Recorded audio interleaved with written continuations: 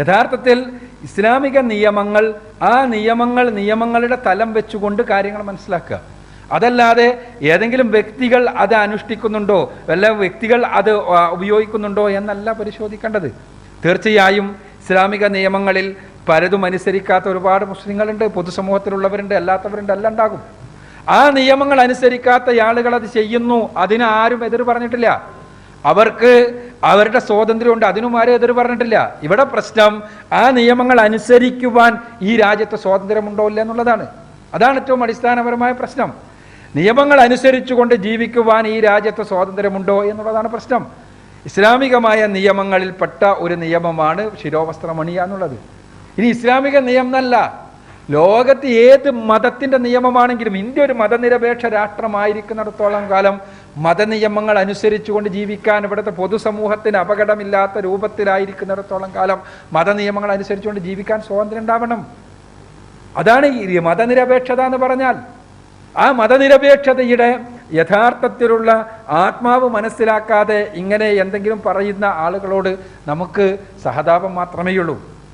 ഇവിടെ പ്രശ്നം അത്തരം ആളുകളെല്ലാം നല്ല ആളുകളായി തീർന്നിട്ടുണ്ട്. തീർച്ചയായും അവർ മുസ്ലിങ്ങളല്ലാത്ത എത്രയെത്ര ആളുകൾ സമൂഹത്തിൻ്റെ മുൻനിരയിലേക്ക് വന്നിട്ടുണ്ട്. മുസ്ലിങ്ങളല്ലല്ലോ ലോകത്തുള്ള ശാസ്ത്രജ്ഞന്മാരെല്ലാം, മുസ്ലിങ്ങളല്ലല്ലോ 2-3 രാജ്യങ്ങളത് മാത്രമല്ല ഇവിടെ പറഞ്ഞത്. ലോകത്ത് ഒരുപാട് രാഷ്ട്രങ്ങളുണ്ട്, ആ രാഷ്ട്രങ്ങളുടെ നായകന്മാരൊന്നും മുസ്ലിങ്ങളല്ല. ഇവിടെ ആർക്കും ഏത് മതമനുസരിച്ച് ജീവിച്ചും ഏത് കോലത്തിലും അവർക്ക് അവരുടെ കഴിവുകൾ പ്രകടിപ്പിച്ച് വ്യത്യസ്തങ്ങളായ രംഗങ്ങളിൽ ഉയർന്നു പോകാം, ഒരു സംശയമില്ല. അതുകൊണ്ട് ഒരാൾക്ക് യഥാർത്ഥ മുസ്ലിമായി ജീവിച്ചുകൊണ്ട് ഉയർന്നു പോകാൻ പറ്റൂല എന്ന് പറയാൻ പറ്റുമോ? ഉയർന്നു പോകാൻ പറ്റുകയില്ല എന്ന് പറയുന്ന ഫാഷിസത്തെയാണ് നമ്മൾ എതിർക്കുന്നത്. തീർച്ചയായും ഒരാൾക്ക്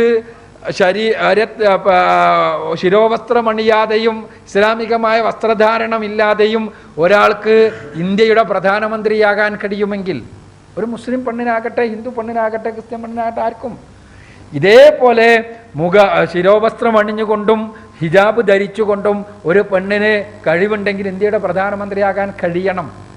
അപ്പോഴാണ് ഇന്ത്യ രാജ്യം മതനിരപേക്ഷ എന്ന് പറയാൻ പറ്റുള്ളൂ. അല്ലെങ്കിൽ അതിനർത്ഥം അത് പറ്റൂല, ഇന്ത്യൻ്റെ പ്രധാനമന്ത്രി ആണെങ്കിൽ അതെല്ലാം അഴിച്ചു വെക്കണമെന്ന് പറഞ്ഞാൽ, പ്രധാനമന്ത്രി ആവേണ്ട, പരീക്ഷ എഴുതണമെങ്കിൽ അഴിച്ചു വെക്കണം എന്നപ്പോൾ പറയണത്, പിന്നെ പ്രധാനമന്ത്രി പിന്നല്ലേ?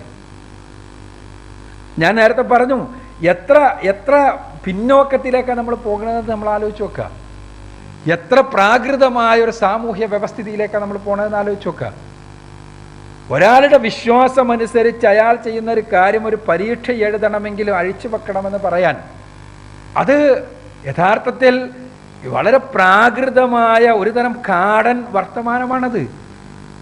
എങ്ങനെയാണതിന് കഴിയുക? ഒരു മതനിരപേക്ഷ സമൂഹത്തിൽ കഴിയില്ല എന്നുള്ളതാണ് യാഥാർത്ഥ്യം. അപ്പം അതുകൊണ്ട് തന്നെ ആ ഒരു തലം വെച്ചുകൊണ്ടാണ് അതിനെ കാണേണ്ടത്.